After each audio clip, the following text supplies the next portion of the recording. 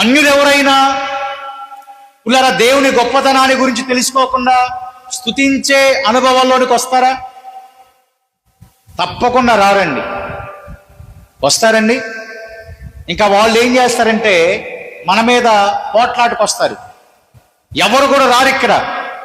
ఈమె అన్య దేశపు రానైనా కనులారా ప్రభావాన్ని చూడటాన్ని బట్టి, వినడానికంటే ఎక్కువ ఉండటాన్ని బట్టి, యెహోవా కీర్తంత ఎక్కువ ఉండటాన్ని బట్టి పుల్లరా ఆమె ఏం చేసిందంటే యెహోవాను స్తుతించినటువంటి స్త్రీగా ఉంది, ఘనపరిచినటువంటి స్త్రీగా ఉంది, ఆయన నామమును మహిమ పరచిన స్త్రీగా ఆ స్త్రీ ఉంది. పుల్లారా దేవునికి మహిమ కలుగును గాక. కాబట్టి తనను తాను ఏం చేసుకుంటుందంట? సిద్ధం చేసుకుంటుంది. నిజమే, నేను విన్నది నిజమే, నేను విన్నది కొంచెమే. దేవుని గొప్ప కార్యముల గురించి పుల్లారా అనేక మంది వింటున్నారు, కానీ దేవుని సన్నిధికి వచ్చి కనులారా ప్రభావాన్ని చూస్తేనే కదా వారు అనుభూతి చెందేది.